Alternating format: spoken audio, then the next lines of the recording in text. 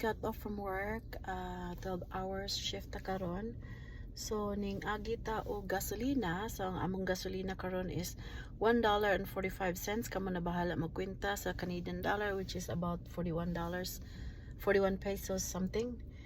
Tapos ni in town ta sa moagi na punta sa grocery store kay mo palita og gatas sa atong anak.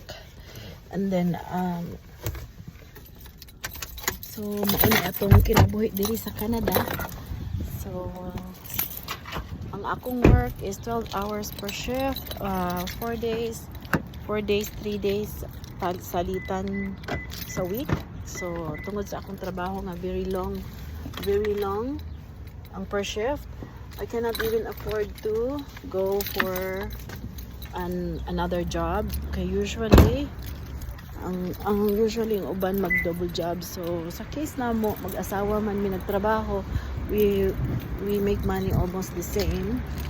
So kung wala, ilisod yun kay napakay anak na so ang imo lang kita lamit lagi pa mation sa Pilipinas kay dollar wag mo i-convert, pero mapunta ra sa imong mortgage o kung mag-apartment ka sa apartment, ang presyo sa apartment ug ang mortgage halos the same, but in the apartment dili na kamo bayad og gas, dili na kamo bayad og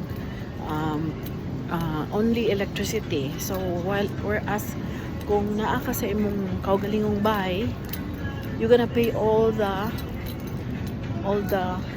utilities. That's the difference if you own a house. So mortgage pa lang ano ka na.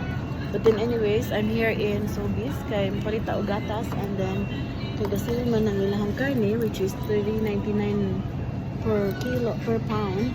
So mupalita ka rin na maluto na to atong anak kay lisod kaayo gud guys. Kung wala tay ika-kuan sa atong pamilya kay na mapunta ra gyud sa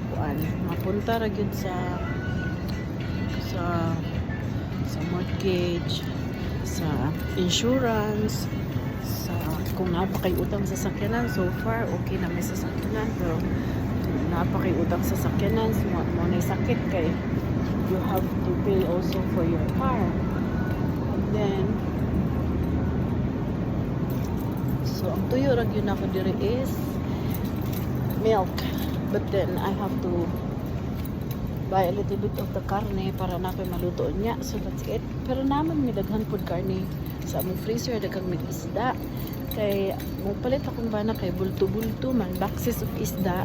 And then also sa karne, it's like big cut. But then the thing is that pag nasa freezer katamad yun ito, and then imong hiwa-hiwaon lisod na. So diri lang ta sa gatas is ani ang gatas diri. So karon mo iniguli na ko matug lang tagamay kay napatay si kasuhon sa atong pamilya, and then eskwela mo trabaho na pud ko niya 7 o'clock.